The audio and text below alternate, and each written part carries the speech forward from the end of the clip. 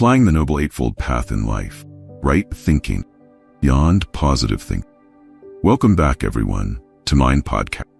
We explore the second aspect of the Noble Eightfold Path, which is regarded as the singular path to peace and liberation.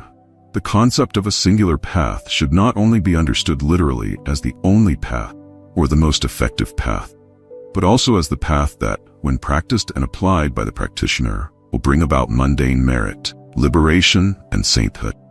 The effectiveness of the Noble Eightfold Path helps practitioners transcend two lifestyles, one of indulgence in sensual pleasures, epitomized by marital sexual life, and the other of asceticism, where the body is subjected to hardships, leading to the loss of sensory pleasures. These extremes are often mistaken for the path to liberation.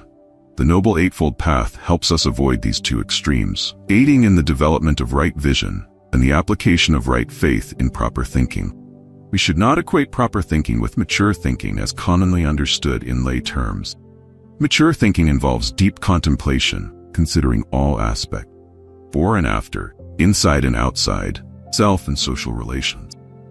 A person with mature thinking is seen as someone who has grown up, who does not act impulsively, rashly, hastily, discontentedly, or give up midway.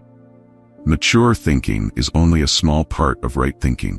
Many examples of mature thinking lack the content of ethics and spirituality, merely fulfilling human merit. Millions of people with mature thinking are still superstitious, believing that God is the creator of humans, mountains, and the universe. On the other hand, we should not equate right thinking with positive thinking. Most positive thinking merely addresses situations, helping to release emotional blockages and clear obstacles. Positive thinking may involve reassuring oneself to overcome life's challenges, such as a person in a desert with only half a cup of water left, who thinks, "I'm lucky to still have water to avoid dying of thirst." In a similar situation, a pessimistic person might think, "My body is too large for this half cup of water to make any difference. Better not to drink at all." By not drinking, a person becomes exhausted from thirst, leading to many other negative consequences. A person who knows how to make the most of what they have with a content attitude, having no other choice after making an effort, is a positive thinker. They rejoice in what they have in the present. The half cup of water might partially restore their health, relax their muscles, and release mental tensions. This person feels comfortable. However, this positive thinking is not right thinking. It is merely a positive attitude from different perspectives, helping people handle difficult situations. The meaning of right thinking. What is right thinking? The word right in Pali is sama. Due to the limitations of expression in Vietnamese, maturity and positivity are only small parts of right thinking. The Pali Canon defines right thinking as all human thoughts and intentions that do not involve thoughts of attachment, thoughts of harm, and thoughts of delusion. According to Buddhist psychology, all afflictions leading to suffering directly stem from the three poisons: greed, hatred, and delusion. When identifying that all obstacles arise from attitudes, psychology, and perceptions rooted in these three poisons, the question remains, how to overcome them? To overcome them, one should not align with them in any form. Human thinking is considered the director of actions. After practicing for a while, even with limitations, the level of progress and transformation in our consciousness will advance. Those who practice methodically can succeed in controlling speech and actions within a few years. This is the coarse aspect that calm individuals can easily overcome without much difficulty. Many people, without practicing Buddhism, can also demonstrate this through self-help books or by training their character to become more profound, capable of delaying emotional reactions, and thinking more carefully before deciding on any issue. Through diplomacy, we can achieve smiles, joy, and exuberance in the face of adversity. We do not speak words that are offensive or hurtful to others. Such individuals are still not considered to have right thinking, but merely exhibit skillful experience, the result of education, training themselves to win people's hearts.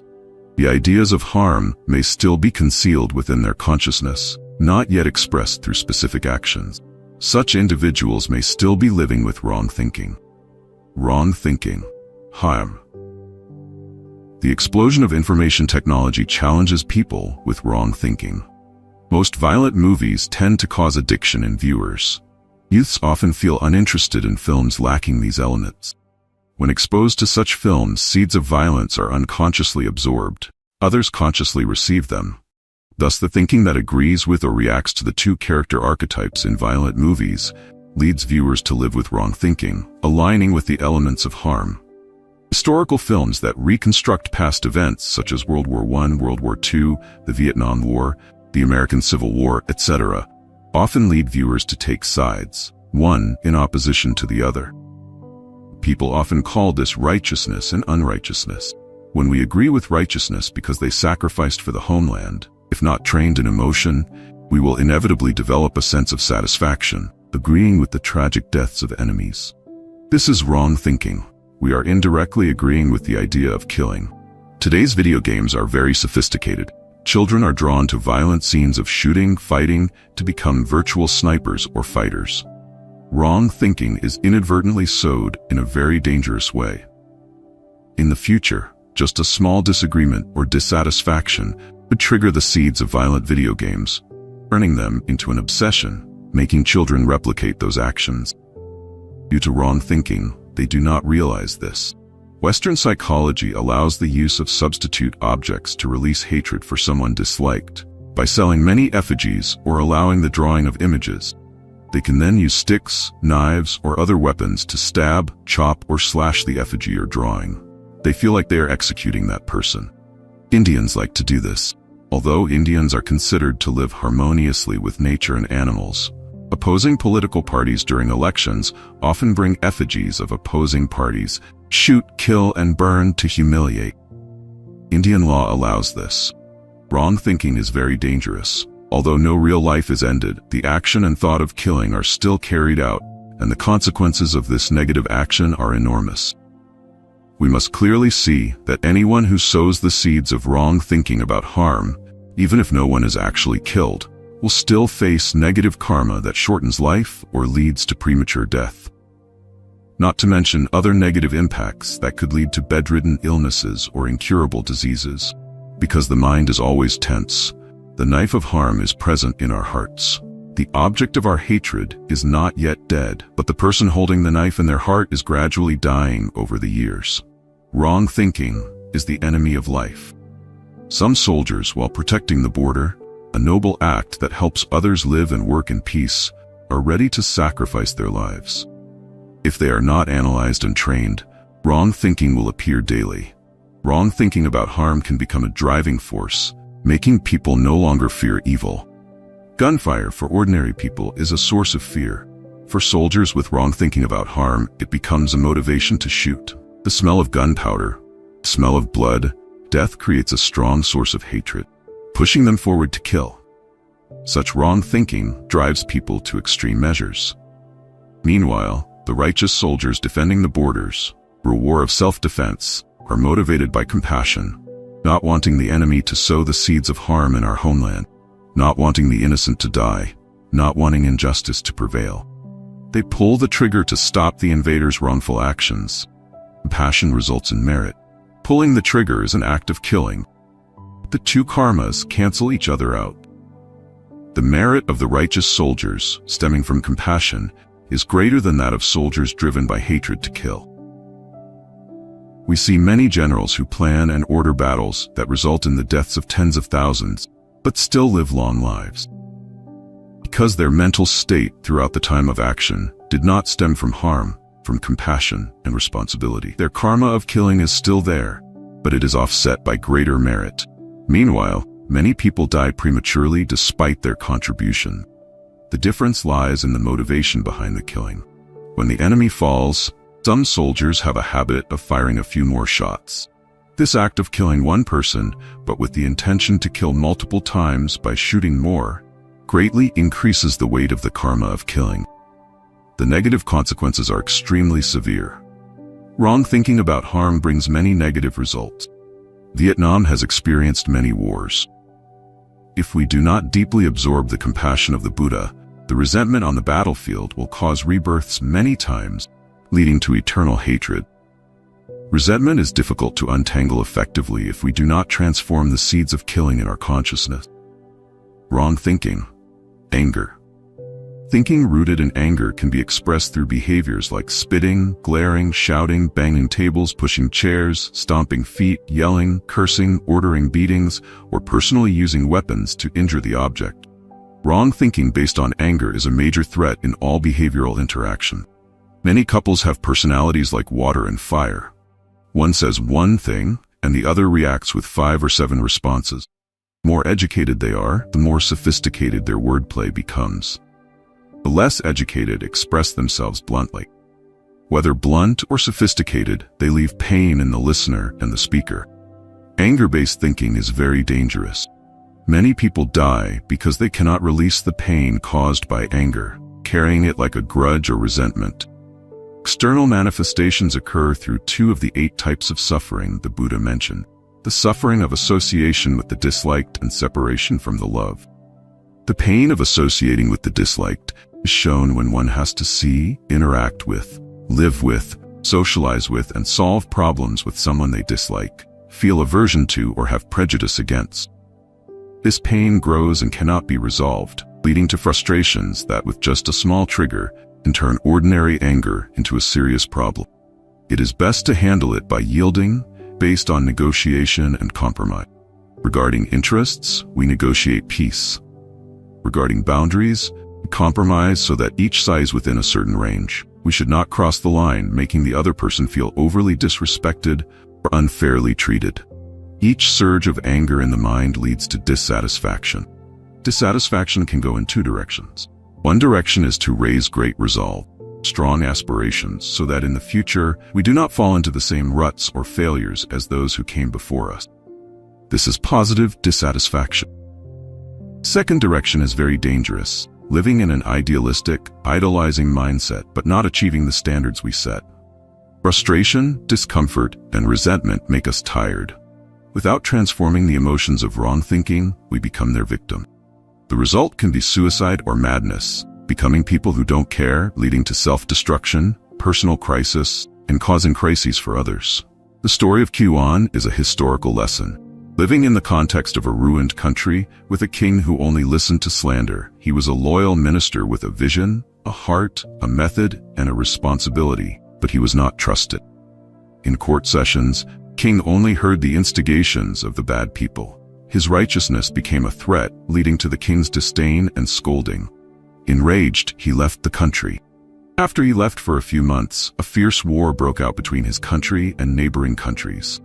Hearing this, his heart was torn. Finally, he thought there was no point in holding on, and he kept comforting himself with the thought, "The world is corrupt, only I am pure. The world is drunk, only I am sober." His judgment in the historical context in which he lived was not wrong, but it was not the solution to the problem of anger-based thinking, threat that had taken hold of his soul. He met an old herdsman with a simple piece of advice. "Why don't you know how to use the clean water to drink, the soiled water to wash your face, and the dirty water to irrigate the fields? Every kind of water has its use. There's no need to discard it when it's not clean. You know you're clean. Others are not clean. There are still parts you can use. Therefore, there is no need to harbor anger that ruins your life." However, Qiwan did not listen to the herdsman. Due to his ego, he thought the herdsman was an ordinary person, not capable of advising him. Dissatisfied with the court, he returned to rural life but did not live comfortably. Tormented by adverse conditions, Qiwan couldn't endure it and decided to drown himself in the river on the 5th day of the 5th lunar month, known as the Dragon Boat Festival. Wrong thinking based on anger, even if it is justified, can lead to very serious consequences. It is still seen as an object for practitioners to transform. Even though there was dissatisfaction with the sight of soldiers gambling, cockfighting, and indulging, proclamation to the officers, with its heartfelt, earnest words, could still stir the heart of the most irresponsible person, reminding them of their duty to the country. Such dissatisfaction, though containing a bit of wrong thinking, was directed by right view to contribute and serve. We strive to improve positively. Wrong thinking is completely eliminated, and right view is still a supportive factor. In the middle-length discourses, the Buddha said, "Where there is right view, there is right thinking." Thanks to right view, we have faith in the sun to forget the darkness, faith in the destination to forget the hardships of walking on unpaved, thorny roads. Positive thinking is the inevitable result of right view. Using wrong thinking based on anger makes us easily give up midway. Too angry to endure, we destroy and waste everything we have contributed. To achieve endurance, we must liberate wrong thinking based on anger. Life is very complicated. Sometimes, very simple things that many people know, but in a specific historical period, cannot be accomplished. Limited by laws, and those who hold power and policies may not have a broad or deep perspective, so rightful proposals are hardly heard. Frustrated with the situation, many people become discouraged and give up, not contributing. To overcome obstacles, Mahayana Sutras teach us to practice patience. Patience is often translated as endurance or tolerance. However, the term kshanti, forbearance, in Buddhist context is a positive attitude of patience, not just endurance as fate would have it. Kshanti includes facing adversity, interacting with difficult people, seeing and hearing things that are unpleasant, but handling them without allowing anger to arise, whether subtly or openly. One example of anger's harmful effects is the story in the Three Kingdoms of how Zhuge Liang devised a plan for Zhang Fei to defeat Cao Cao's army without losing a single arrow or spear. Zhuge Liang knew there was a giant fish, Jing, living under a large bridge, and Cao Cao's army would pass over it to battle Zhang Fei. Zhang Fei, who revered Zhuge Liang as a master, was ordered not to open the secret martial arts manual. Zhuge Liang gave him until he stood in the middle of the bridge. Zhang Fei obeyed the command. When he stood on the bridge and saw that Cao Cao's troops were many times his number, Zhang Fei opened the letter and found it was blank. The anger of a brave but reckless person made Zhang Fei let out a loud roar. The roar startled and enraged the giant fish, causing it to thrash about and break the bridge, leading to the collapse of the bridge and the death of Cao Cao's soldiers. This was Zhuge Liang's strategy. After winning the battle, Zhang Fei admired Zhuge Liang even more. The story gives the impression that Zhang Fei's roar of anger created a resonance with the anger of the giant fish, causing the bridge to collapse. This too is a consequence of anger. The opposing soldiers were killed without the use of weapons. This victory was based on anger. In reality, anger is often used in war, making the soldiers eager to reclaim independence and sovereignty for the nation. However, this is only a desperate choice. In most other situations, handling based on anger never yields good results. By chance, the situation was arranged by the strategic genius, Zhuge Liang. If it had been someone else, the outcome might not have been the same. Wrong thinking, superstition. Wrong thinking lacks understanding of causality or is based on superstition. Many Buddhists, after decades of going to the temple, still harbor thoughts like, "In my house I should worship the 9 heavens mysterious lady, the mother goddesses, Guangong, the kitchen gods, the god of wealth, the land gods." Even though on the day of taking refuge in the Triple Gem, they vowed, "I take refuge in the Buddha, not in deities or spirits." The Buddha does not want to hold a dominant role like in other religions. Here, we must understand why it is unnecessary to rely on God, deities, or spirits. Everyone in every species lives according to the law of cause and effect. If God and the deities exist, they too cannot escape the law of cause and effect. Why rely on them and fall into fatalism? Believe in causality and move forward without wasting energy on baseless beliefs. Longtime Buddhists who still worship deities in their homes are living with wrong thinking, not dealing with issues based on causality. This is extremely difficult. Many Buddhists console themselves that they worship extra, thinking that if one god is not effective, another might be. They fear that if they stop worshiping, their business might fail. This greedy belief gives superstition a place to thrive, like parasitic vines making a tree look beautiful, but gradually weakening it. Wrong thinking that lacks causality is very hard to abandon because we do not realize it is a threat to wisdom. Living with wrong thinking that lacks causality limits human wisdom. Buddhists must bravely shed the habits tied to Confucian customs to return to the wisdom of Buddhism. Many Buddhists travel to China and Taiwan, visiting souvenir shops selling a creature called the Pi Shu. This creature has a large belly, a big mouth, but no anus. Chinese believe that worshipping this creature will bring good fortune, as money flows into the house and does not flow out. This is logically flawed, contrary to science. Any creature or person who consumes but does not excrete will die. We have many parts to expel what we consume, including defecation, urination, sweating, and the death of cells. The process of impermanence creates life every second, every hour, every day, every month, every year, that we do not know. Baking in more does not mean more wealth. Having a lot of money but not doing charity. When dying with a stingy, miserly heart, it is hard to find peace, as one clings to material possession. The culture of the pea shoe is a culture of superstition, not based on causality. Some people worship the god of wealth to seek fortune. The god of wealth is usually worshipped in a standing position, with a statue about 1 meter tall, placed on an altar or in a corner of the house, not in the bedroom, as it is not a solemn place. If not worshipped properly, wealth may be lost. The Chinese have a deep belief in this superstition, thinking that the larger and more luxurious the statue, the more their merit will increase. They do not realize that the god of wealth cannot save himself, let alone others. At the end of 2008, we read a heartbreaking but highly philosophical news. A company producing terracotta statues of the god of wealth in Vietnam went bankrupt due to competition from Chinese porcelain statues. The quality of the company's statues was low, but the price was higher. As a result, the company was left with excess stock and went bankrupt. If the god of wealth had the power to bless, millions of statues produced should have made the owner rich, yet the company went bankrupt. The notion of wealth and prosperity, not based on causality, will lead to failure. Wrong thinking, greed. The global financial crisis lasted 18 months, from mid-2007 to January 2009.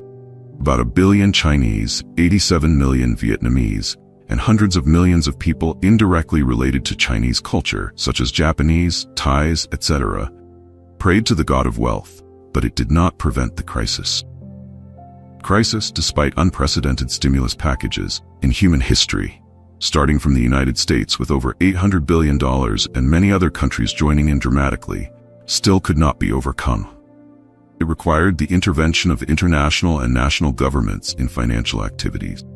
The foundation of the free market, driven by greed, led to mass production of cheap goods.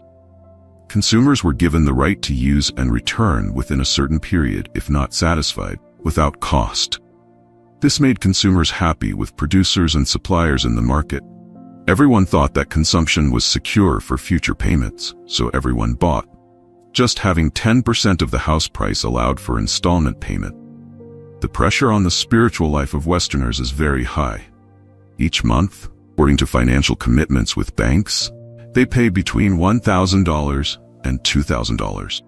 Depending on the financial agreement, just a few months of unemployment and a house paid off for 5 years with 2 years remaining can still be foreclosed. Many individuals driven by greed thought they could buy a house without concern for future liquidation and payment ability. As a result, the house was foreclosed by the bank. Banks, thinking they could profit by lending at high interest rates, also went bankrupt when individuals and debtors went bankrupt. Suddenly, land prices dropped to just over a third. We see that liquidity ability is the deciding factor. Yet banks in the real estate market, driven by greed, did not consider it. Thinking rooted in greed is wrong thinking, contrary to right thinking, leading to a real estate market crisis and the Wall Street stock market crisis, affecting the entire world. We see that solving problems not based on causality makes people greedy, yearning for this and that, with no positive outcome. For right thinking to be present, we must strive to live with causality, understand the impact, present causes with past causes, the impact of present conditions with present causes, the impact of present causes and conditions with the overall past sowings, and their results in the present and future. Analyzing issues of cause, condition, and effect in this way helps us find solutions to general problems. Solving problems with relatively stable results, not temporarily, prevents serious consequences. Understanding and applying causality is a very solid foundation for achieving right thinking. The development of greed, its peak being sensual desire, is wrong thinking. Thinking about marital sexuality is wrong thinking. The Pali scriptures clearly differentiate. Lay people practicing the Noble Eightfold Path only achieve mundane merit. Monastics practicing diligently achieve sainthood, because monastics are encouraged to transform sexual energy into compassion. Instead of caring for and serving a spouse and family, monastics serve all beings, offering to the Buddhas with a selfless heart. Monastics have fewer attachments to forms, sounds, scents, tastes, touches, and mental objects. Lay people, still living a marital life, even while practicing the Noble Eightfold Path, cannot attain liberation. Applying this formula to spiritual practices yields results.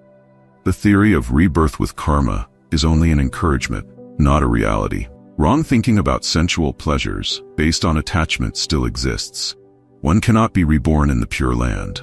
Patriarchs have taught clearly, attachment to desires prevents birth in samsara. Weak recitation prevents birth in the Pure Land. Attachment is the cause that entangles us in the cycle of birth and death. Ending attachment is the prerequisite for being born in the Pure Land. That is our aspiration. Lay people can be classified into 3 types. First, the celibate. Those who have never had a marital life, or whose spouse has passed away and have not remarried. Celibacy can be close to monastic life, but is not equivalent. As not being involved does not mean it has been transformed. Second, as age progresses, physiological activities nearly cease in women and become subtle in men. We do not pay attention to sexual activities, but they have not been transformed, thinking they are gone, but they are still subtly present as seeds. Third, still having a marital life, keeping the 5 precepts strictly, 1 spouse, 1 partner. In these 3 situations, the first and second may surpass the third but still cannot compare with monastic. The Buddha clearly differentiated. Lay people have limitations. Sensual happiness is the highest. Monastics live without boundaries, not satisfied with worldly happiness. They can aspire to become monastic. Lay people find it difficult to attain liberation. Lay people practicing the Noble Eightfold Path achieve human and heavenly merit, understand the Dharma, and are born in periods close to the Buddha, with opportunities to live in peace and happiness, without needing liberation. For liberation, they must become monastic. Thinking about marital sexuality never becomes saintly. Contemplation plays an important role, and images are the main objects of contemplation. In the Tibetan Buddhist schools, we see images of the Buddha and female deities engaged in intercourse, both seated on a lotus. Tibetan Buddhism explains that the Buddha in this posture symbolizes compassion, and the female deity represents wisdom. The union of compassion and wisdom brings about the highest level of spiritual practice. This image of contemplation is considered special and is revered by most tantric practitioners for practice. The essence of contemplation, if positive, gives us a certain spiritual content. If negative, it becomes an obsession. Wrong thinking is defined in the Pali Canon as thinking about sexuality, thinking about harm, thinking about anger, and thinking not based on causality. Contemplating an image of intercourse is wrong thinking.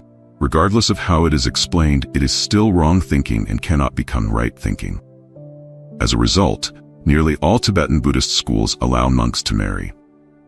Only the Gelugpa school of His Holiness the Dalai Lama adheres to the traditional monastic life as taught by the Buddha, where monks live celibate lives. The Buddha is the only one in human history who clearly saw the harm of sexual life for monastic. The Buddha taught methods to transform, helping us avoid psychological repression, becoming a true saint. Other religions do not concern themselves with this issue. Monastics are allowed to marry. Even in the Christian Bible it is not prohibited. The Buddha saw clearly that the entanglement in birth and death is tied to attachment. Thinking rooted in attachment is wrong thinking. Lay people living a marital life still live with wrong thinking to the extent of attachment. This is the difference between Buddhism and other religions. Another explanation for Tibetan Buddhism is that when monastic life became secularized, monks began to marry, and they had to find many reasons to justify it. During that period, they created many new tantric scriptures, including one stating that Bodhisattva Avalokiteshvara played the role of a layperson with a wife and children, and still attained enlightenment. This was essentially a justification for married monks.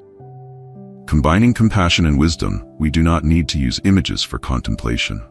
The Buddha said, when milk is mixed with water, the boundary cannot be determined. Or, when canals, streams, lakes connect with rivers, and rivers merge with the sea, there is no boundary between the sea and the river. Only the salty taste of the sea remains.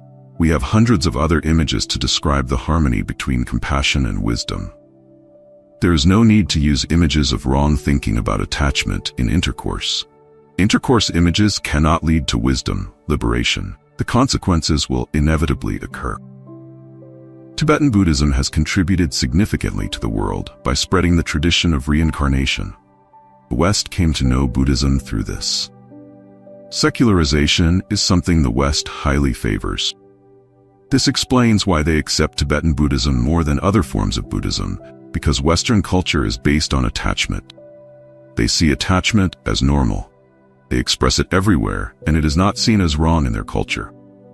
The secular activities of Tibetan Buddhism have been quickly accepted by the Western world. Based on the traditional Noble Eightfold Path, it is still considered wrong thinking.